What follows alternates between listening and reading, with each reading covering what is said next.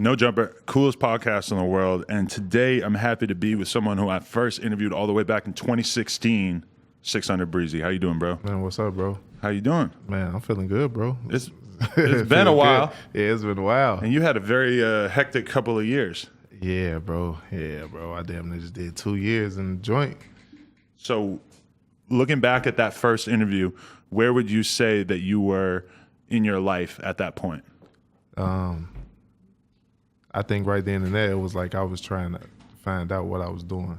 Like, it was coming in so fast, and it's like, damn. Because you had just first started to have songs pop off. Yeah, definitely.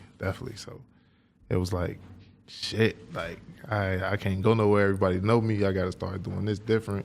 No, I'm in Chicago. We was on some straight gangbanging shit, so I had to switch it. I had to change up. Mm-hmm. Like, what's going on? Like I'm like a rap star damn near or some shit. So, yeah. I had to start moving differently and just start doing different shit, making different music, and start making different moves. That's how I even met you. Yeah.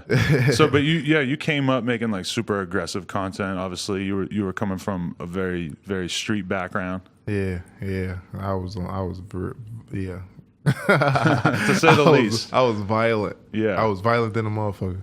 And I was just straight gangbanging. Like, that's just what the music was. But so had you had any like legal problems up until that point, or were the things that got you locked up, was that all stuff that came afterwards? The things that got me locked up, I caught that before I even made a song, bro. Oh, okay. So it was just, Iowa got some weird ass laws. Like, that's like a place that people usually don't go. Like, Iowa, you don't usually hear people from Iowa. So, like, I was out there, I got caught selling drugs. This was 2012. So before all the rapping shit started, you were just out there trapping? Yeah, I was trapping.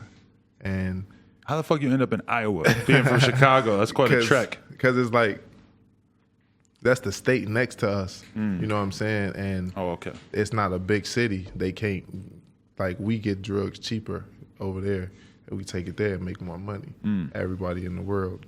You know, like, there's people in prisons everywhere that's not from where they at. Note to self, jug in Iowa. If I ever find myself in a hard don't spot. Don't ever jug in Iowa. Okay. Iowa tripping, But bro. so you went out there, what, selling crack or what? I was selling, I got possessed crack. What the fuck was my charge? It was possession with intent to deliver crack cocaine. Okay. So what was your hustle, though, when you went out there? You just post up in a motel or some shit? I don't know. You got to tell me. No, man. When you know how to sell shit, you got the gift of gab, man. You know? So it was like, you feel me? Like, I've been trapping forever. Like, so I know what to do. Like, but it was a lot of people I knew down there. That's how I even got in that situation. Okay. I got caught in somebody else's house when they got raided. Oh. And I just took the rap for my shit. Like, I ain't gonna let them put it on somebody else. It's mine. I'm gonna take it. And that's what happened. And shit, I've been on papers for that shit since 2012. Right. And I just went to the joint and came back, and it's still the same shit. Like, you know, it's like a Meek Mill situation. Right. Wait, so let's just go back to like how exactly you got caught. So the cops raided a person that was selling drugs. They raided their house, and I just so happened to be there. What'd you happen to have on you? I had like I had some grams on me though. Okay, so nothing serious. I had some grams on me. So it wasn't super. It wasn't a lot. You know what I'm saying? But I just fessed up to it, and that was like one of my first. Like, my record was kind of clean. Okay. Like, I had shit as a juvenile, but I was freshly like 19, so 20, I think. And it was like, I was like 20, 21. And shit, they gave me probation. And when they found out I was a rapper, that's what it was. They found out I was a rapper. I had 2 probation officers. I had one in Iowa. I had one in Chicago. Now, I paid the transfer back to Chicago. So basically, Chicago is just babysitting me at this point. And they send 6-month progress reports back to Iowa. Now, I had a show in Canada. I asked for permission to go. My PO in Illinois was like, you got to ask Iowa. I asked Iowa. Now that's making this lady go and look like, oh, he's a rapper. What's his name? So when she typed me up, the first thing that pop up is me with guns, drugs, all type of shit. This lady's like, oh, fuck no. Fuck no. So we locking his ass up. They put in requests for court back in 2016, like October and shit. So you didn't actually do anything to violate your probation? Nothing. They just figured out what your image was after you had already been to court and everything? And yes, and use that to get grounds to get me in court. And at the end of the day, they basically arrested me for saying I traveled without permission because I was just taking pictures on Instagram and posting and tagging where I'm at. And that didn't even stick because I brung up in court like, okay, y'all got a picture in this file. Say I'm in Singapore. How the fuck do I get in Singapore without a passport? Right. And I'm a felon. So like right. You can't tell me where I'm at. I'm just tagging anything. So that didn't really stick. They just locked me up like, fuck it. Like, lock him up. Like, and started my sentence over. So did it ever occur to you when you were first becoming a rapper that you could violate your probation just by acting like a rapper? I wasn't thinking about that shit because I was on it and it was just like, all right, I'm not in Iowa no more. I'm in Chicago. They wasn't really caring. And I'm like, shit, all right. But I was really still in the streets for real. So it wasn't that's the last thing on my mind is, but fuck them, a nigga shooting at me every day. Right. So I wasn't thinking about that shit. So you went in and you did almost 3 years? Nah, I just did 19 months. Oh, okay. I just did 19 months. I got locked up June 2nd, 2017. So how was it being in this time around? The fact that I'm a rapper now and a lot of people know me and shit, that shit was crazy. Like niggas was rapping to me all days and other nights and I had to feed so many people because you know what I'm saying? Like I got it and it's fucked up because I'm not the type of person that's going to eat in front of other people. So I'm cool with some of these people. So, you know what I'm saying? Like I was buying like real foods and shit, like pizzas and chicken and shit. So I feed everybody though. So from your perspective, was it the kind of thing where the way you're thinking of shit, you're like, yo, I got a couple of popping songs. My followers are starting to get up. I'm starting to do my thing in the rap game. But you're thinking of it like, I'm new to this. I'm like doing my thing. I'm doing good. But then to the people in prison who have nothing, they're looking at you like, man, you must be rich. As fuck, I swear to God. But I kept a couple $1,000s on my books. You know what I'm saying? And niggas in there don't got nothing. They indigent. They don't got 10 cents. They can't make a phone call. And how I work in Iowa prison, you got to put the money on your phone from your account to even call out to the world, to even talk to anybody, any of that shit. So, yeah, it was like I can sit on the phone all day if I want to for the whole day while we out. We was out from 6 in the morning until, 10, 11 o'clock at night. So I could sit on the phone all day. So they looking at me like, damn, this nigga, he and then they call the homie out, man, here was somebody named 600 Breezy. Oh, yeah, that nigga, he got some money. He going crazy out here, like, you know. But so was it always love, or was it ever like, oh, nah, like these dudes are trying to fuck with me? It was more love than bullshit. I got into a couple situations, couple altercations, but it wasn't nothing like, because I started out in a minimum prison and ended up in a max. Really? Yeah. Why? What happened that led to that? Fighting, getting caught with drugs and shit, cell phones. Like, what are you doing with drugs while you're in prison? Listen, people think going to prison stopping people from living. The only thing you can't do is get no pussy. That's if ain't no COs in there. That's fucking. So there's really all the drugs that there's on the outside. They getting that shit in there. Really? They getting that shit in there. What's the craziest thing you seen somebody do drug wise while you're in there? Like in terms of having a lot. Shoot some heroin. Right. Shoot some heroin, snort some cokes. They smoking weed. Like, I'm like, what the fuck? We're in prison. They ain't do nothing but put us in a small community full of criminals. Right. And the shit still come through because we just behind a gate and a wall. You know what I'm saying? These COs corrupt. You know what I'm saying? People bringing shit in through the visits. But what'd they catch you with, a blunt? No, they caught me with some pills. They caught me with some ecstasy. Yeah. What? I was fucked up. I'm on the weight yard. I'm working out. This shit, I'm high. Lifting weights off of ecstasy in prison, bro. That's the life right there. I'm geeking like, oh shit. And they come and get me like, Mr. King, they want you in health services. I'm so high. I'm not thinking like, oh shit, I got these pills in my pocket. I go in there, they do the strip search. Hey, what's these pills? Like, what pills? Take me right to the hole for that shit. Sat in the hole for like 2 months for that shit. You know what I'm saying? Went back to the minimum where I was at. Then I got caught with a cell phone. Oh man. Then now I went from a minimum to back to the classification prison and then to a max. But are they like adding charges to your shit and like really trying to fuck you over for these things, or they just kind of let it go but they punish you? It's basically like they got like some discipline shit. Like they take days off good time and shit like that. Like, you know, so they don't take much. Like if you get into like a gang fight or something, they take like 120 days and shit like that. They like kind of make your sentence longer. Like you always eligible for parole, but if you stay out of trouble, you gonna get out. If you into trouble, the parole board gonna deny you. I got denied the first time. Really? They ran me up for parole in April of 2018, and they denied me. And then I act like I had some fucking sense.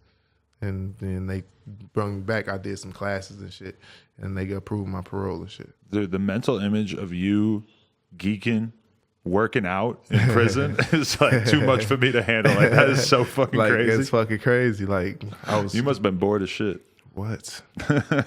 What's it like being bored as fuck for months and then you take ecstasy all of a sudden? Like, what the fuck? That shit was a different feeling. Like smoking for the first time in there, all that shit. That shit was a different feeling. Like, what the fuck? Like, yeah. Oh man. Then the ways to we smoke and get away with it and shit. Like you got to pump the toilet. It basically turned into a vacuum and shit.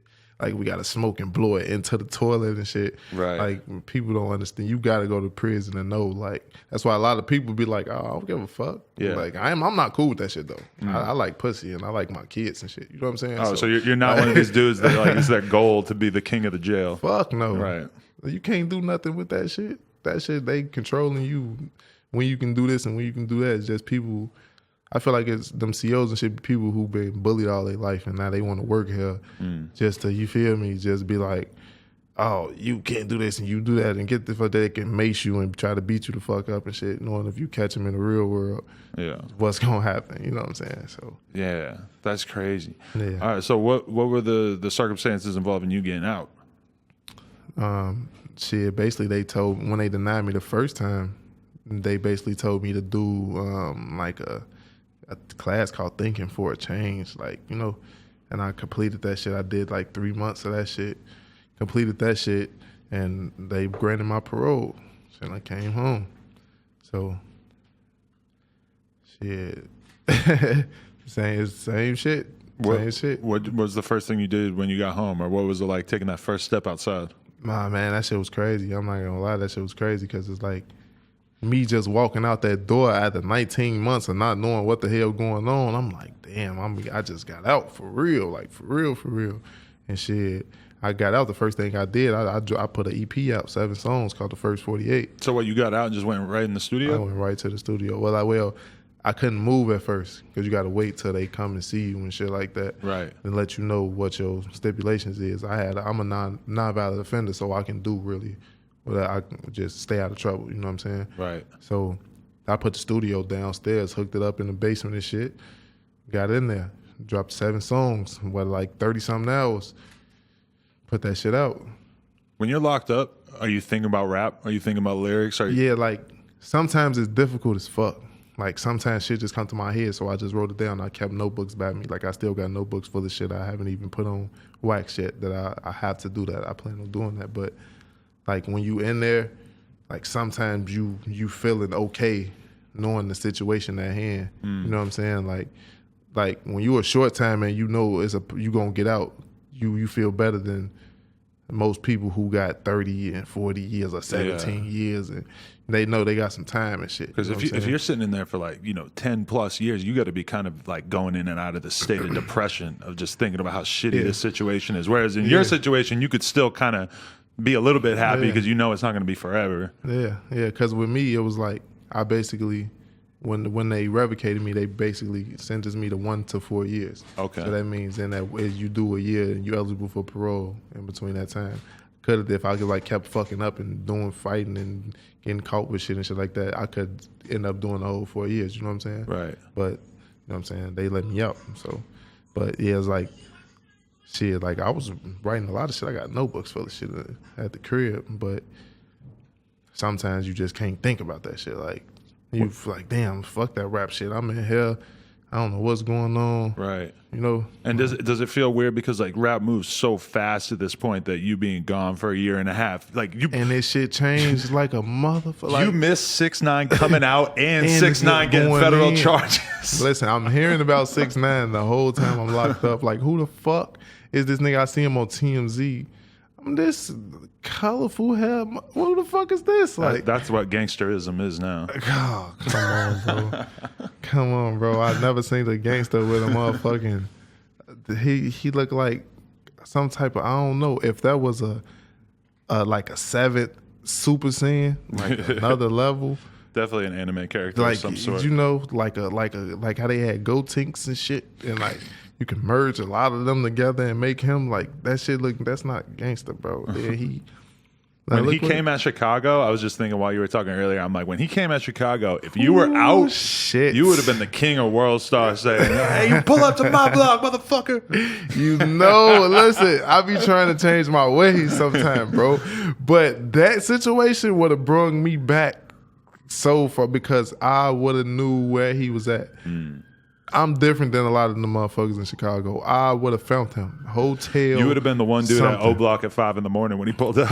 I'd have been the one person right there pulling up. There'd have been shots going off. Oh like, what the fuck is wrong? He came, and I know, this the thing, I know who he was with. I know the girls he was with. I know who recorded the video for him.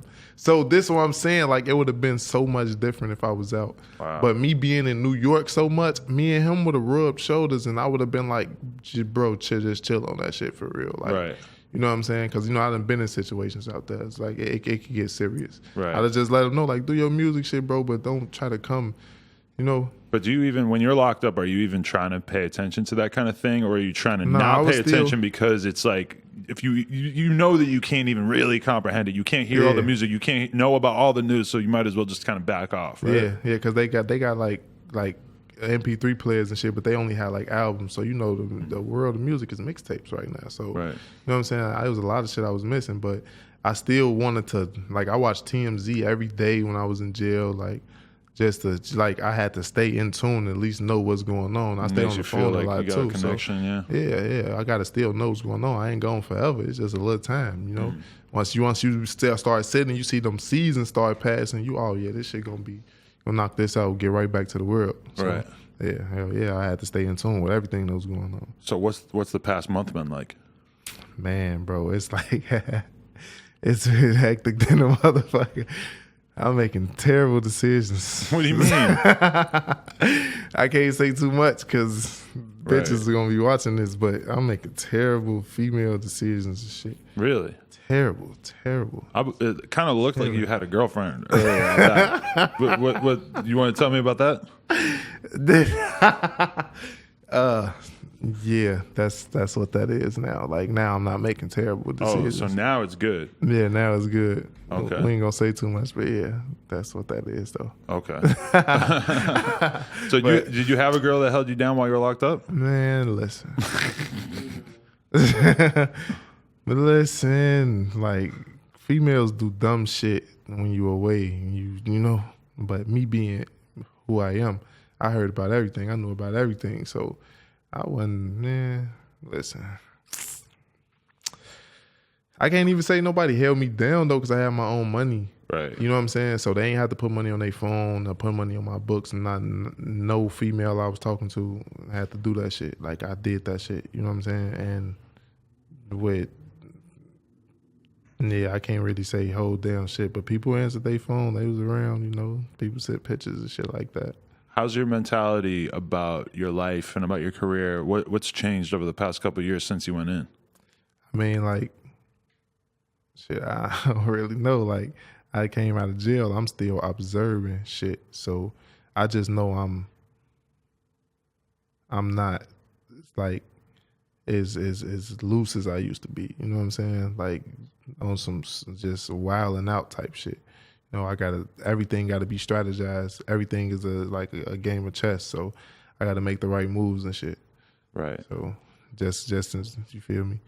Because I know shit, they come snatch me and lock me up for anything. You know what I'm saying? So everything just gotta be smart though. Is your probation crazy right now? Like you real worried about them running up on you? Fuck no. No? Fuck no. Hell no. Because I'm on Chicago parole now. Okay. And you got to think, Chicago, they looking for guns. They looking for niggas killing people and shit. You know what I'm saying? I got a case and from another state that ain't that serious and it's old as fuck and they know the terms and shit. Like, I supposed to been done with that shit. Right. And basically in Iowa, I'm basically serving 2 sentences because I had a 10-year charge. It's 4 years and 8 months to discharge it. I did 4 years and 9 months on probation before they revocated it. So I was supposed to been done already. Now I just did a year and a half and now I got like another 2 years on that shit. So it's like I'm doing 2 sentences. Are they drug testing you? No. If I was in Iowa, they would be. You got a West Coast Care backpack on, so I hope not. But, you know, it's legal in Illinois now, too. Oh, really? So, yeah, I got my Even shit. for felons and shit? Yeah. Oh, I never even thought about it legal like in that. Illinois because, you know, PTSD is terrible. It's bad with us. That's true. It's real life. You know what I'm saying? Like R.I.P. Fredos, you know, that's my brother. Damn, he passed while you were gone, too? He's passed while I was gone. That shit was crazy. I was just talking to him. No, and he was just telling me, like, you know, chill out with the drugs and shit, like that shit killing us. Leah had his first seizure. And, you know what I'm saying? He was just telling my people, he told my auntie, like, I want to talk to Breezy. I got to him, and he was just telling me, like, shit, slow down. Because we'll sit and smoke a pound in fucking 2 days type shit. You know what I'm saying? Just me, him, and one other person. That's a lot of weed. You know what I'm saying? We popping perks and Zans and just everything, just doing drugs. I always got lean around. Were you real bad with drugs at one point? I was, yeah. Like now, me coming out of jail is like the only thing I would do is smoke. You know what I'm saying? Because like when I got locked up, I was like barely 175 pounds, 180. I'm 6'5", bro. That's terrible. Damn, yeah, you're a bigger guy now. Yeah, now I guess that's kind of the first thing I noticed when I went back. It's like, damn, he's big now. Yeah. Now I'm like 230. You know, like so. And at one point when I was in the joint, I was like 255, like 260. That was just too much though. Just all muscle? No, I was just muscle, bro. Like, really? It's just, but it was like, it was too much. So I started letting some, and then, you know, we get out, pounds instantly drop off you. You know? So, yeah, I can't get back to how it was. Why, were you just working out like a ridiculous amount while you're locked up? Like twice a day. Just banging out push-ups and shit or what? Like, I would have my days where I do push-ups, pull-ups, and dips, or I go and get on the free weights. I do cable weights too, but the free weights, that's my thing right there though. Do you lose motivation to work out and shit when you're on the outside though? No, like I wouldn't say you lose motivation. I say you doing more. Like when you behind the wall, like right. You know, you either playing cards or talking shit, or if you got a little bullshit job in there, or you know what I'm saying? You just doing working out is something that you can do to help you pass time. Right. So, and then at the end of the day, it's helping your physique. Yeah. So out here, you might do 20 push-ups and it's like, oh, let's just go back to doing something else. And in there, it's like, shit, why not do 200? It ain't like there's nothing else to do. like now, like even if when I don't get to some weights, I do like sets of 50, like 5 sets of 50 on the push-ups and shit, just to stay bulked up a little bit. You know what I'm saying? But yeah, it's the look. It's a different look. I mean, I'm grown now anyway. You know what I'm saying? So, what's your attitude about the actual music at this point? So you put together this one tape, but are you like really, really motivated to go hard with the music and shit? Yeah, like definitely, like you know what I'm saying. Putting that out, I had got like very quickly. I got like 6 million streams or some shit. So I'm like, all right, cool. Like you know what I'm saying. There's still a lot of people don't even know I'm home yet. They're like, damn, he home. People tweeting me and shit like, man, why ain't nobody tell me 600 Breezy was out? He was out. Been out for a month. So yeah, I'm definitely I've been in the studio every day since I got out. That's how motivated I am for real though. Like I'm in the studio every day. I don't miss a beat. Hell yeah.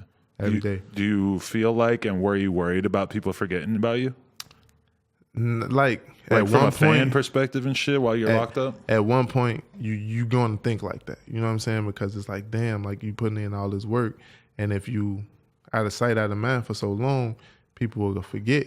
But when you got real diehard fans, like, you know what I'm saying, they don't forget, like they pushing, like they just, the Free Breezo campaign was retarded. Like it was crazy. So it was so crazy that shit made it to the news and all type of shit. So yeah, bro, like, yeah, I thought about it at one point, but then when I started hearing what was going on and people was, see my fans, they still around.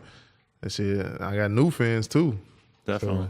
So I got to get some more fans. What are you doing in LA? Are you in Chicago for the most part, or are you trying to stay out here? I'm basically transitioning over. So, yeah. You think it would just be better being out here for everything? Hell yeah. Music career, definitely better. Definitely. Not getting fucked over by the cops, definitely better. You know what I'm saying? Like, it's a better environment here. You know what I'm saying? Like, Chicago, a good place, but it's a better environment. Yeah, but at the end of the day, like, no matter how much better your career starts doing from here, if you're in Chicago, there's just gonna be more and more people who are looking at you like wanting to do something to you or whatever, right? Yeah, because it's like, you know what I'm saying, we still got all that same bullshit we was going through in Chicago. Like, it never changes, it never stops. Like, I can be like, oh, I'm no gangbang no more, I'm not with this, I ain't with that. But somebody's still gonna see me and feel some type of way, you know what I'm saying? So you got to keep the same energy, you know? Definitely. Like, I'm gonna keep the same energy. I know who I am. Like, I grew up a gangbanging ass nigga. Now I'm just, you know what I'm saying? That's not my main focus, but to protect myself, you got to keep that mentality. Definitely. You mentioned Meek Mill and the prison reform shit. Do you feel like it's a trap? Like, do you feel like any given moment that shit could go bad and you could fuck your freedom up? Because it's like the stipulations is so bullshit. Like, you can do anything. You can get a driving ticket and go back to prison. You know what I'm saying? Like, that's ridiculous. Like, that's crazy to take somebody away from their family and making their money and you know what I'm saying, and doing what they doing in life for nothing. Especially like some bullshit like Meek shit. He got caught with a gun and some work. Or wasn't he like on a motorcycle or some shit? Didn't they catch him on that? Yeah, his last shit. He got from video of him popping a wheelie out of state. You know what I'm saying? And his judge was like, fuck it. He finna go to jail. We'll see him in 2 to 4 years. Uh-huh. Like, I don't know what's going on with his shit because he just keep extending. Like, he keeps saying he on probation. So I don't know if he on parole or probation because it's 2 different things. But his shit keep extending. So my shit done when it's done. And 2 years is done no matter what. They can't do nothing else. Does it feel like a race? Less. Like, if you could just stay out of trouble for that period of time, then you're good. It's easy because I'm be working. You know what I'm saying? It ain't like I'm still standing on the block, you know what I'm saying, doing some dumb shit, toting my pipe or something, you know what I'm saying? Like, I ain't got to do none of that shit. And like, I ain't got nothing to prove to nobody. But at the same time, you are the kind of person that if somebody disrespected you or whatever, I'm sure shit could go down. Are you afraid of yourself a little bit? Sometimes, but it would have to be on some, if I see somebody and they disrespecting me in some type of way, it's got to happen. It's got to happen. It's just because that's how I am. Like, that's just how I was raised. I'm a man at the end of the day. You know what I'm saying? Before anything. So, yeah, like, I ain't how I used to be with the internet shit. I used to, like, niggas say something to me on Twitter, I'm going right back. I don't do none of that shit no more. But if it's a situation, it's a few people, if I bump into them, it's going to have something going to have to happen. Like, you know what I'm saying? Like, but hopefully they can keep their mouth shut. You know what I'm saying? Like, since I've been out, ain't nobody, you know what I'm saying? Ain't nobody said my name. Ain't nobody did none of that. So it's cool because they see I got out. I ain't thinking about them. I got right to work. You know what I'm saying? Dropping videos, dropping music.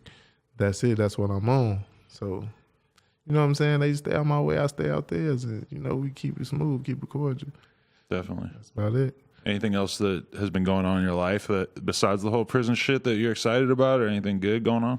I mean, probably have some more kids or some shit. More kids? You're working on some more kids? You know, you get out of jail, you know. That's what you're supposed to do. Get out and It's reproduce. It's different. So, you know, like, yeah, I'm just excited about the music.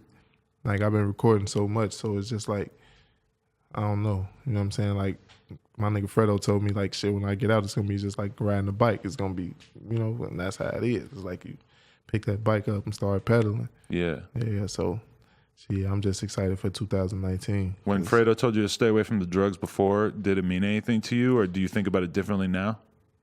Like, when he told me that from the jump, it meant something to me because I seen the difference in how my body was working being sober. You know what I'm saying? And without any of that shit, seeing the weight I can gain and shit like that, you know, and knowing he just had that first seizure, it was like, you know what I'm saying? I'm definitely, first of all, he a nigga everybody gonna listen to anyway. He wise, you know what I'm saying? He different than a lot of people from where we come from.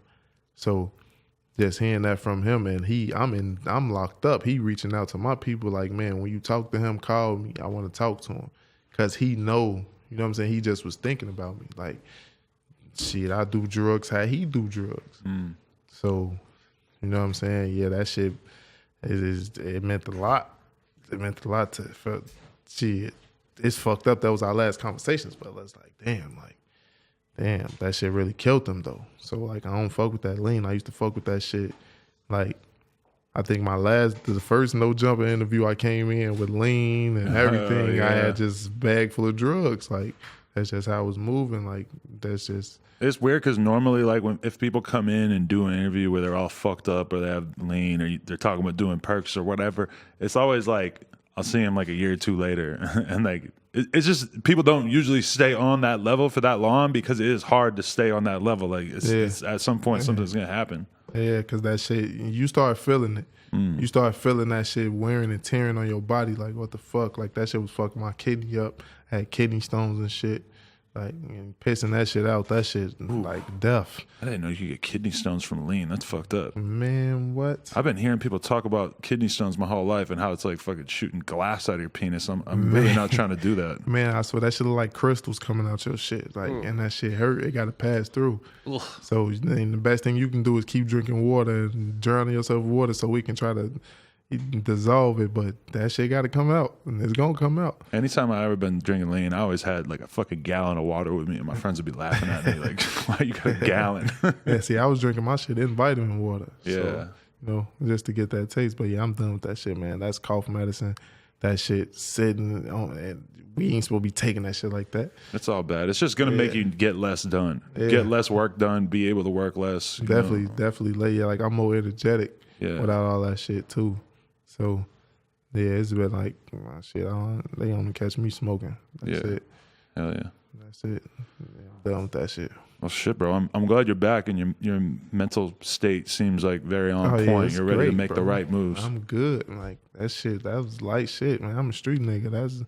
You got to be prepared to go to jail. I'm throwing rocks at the penitentiary all my life, shit. So, you got to knock that shit out, man. Take that shit like a champ. Don't tell on no motherfucking body. Come right back. Hell yeah. Yeah, that street's gonna still love you. They still gonna respect you. Shit. Breezy's still a real one. Period. It never changed. Never changed. All right. Anybody you want to thank or anything else we got covered before we wrap this up? Man, shit, I just thank every fucking body. Everybody that rolled that beard out with me, waited on me to come back. You know what I'm saying? Breezy Lou Rawls and shit. They know what's going on. Definitely shout out to No Jumper, my nigga Sour Matt here, my nigga Young Suave, and Johnny in here too with me, you know. So shit. Then my bitch just left. We ain't gotta Hey, air it out. Young love. All right. Hey, we appreciate you, man. It's dope to see you back on the streets doing your thing. Definitely, yeah. I gotta tap in with the music and shit. I'll admit, I didn't know about this interview until like 40 minutes ago, so I gotta get on all the new music and shit. Yeah, man. We just popping up, you know? Yeah. No problem. All right. Hey, 600 Breezy, No Jumper, coolest podcast in the world. Check us out on YouTube, SoundCloud, iTunes. Like this video, drop a comment. Peace.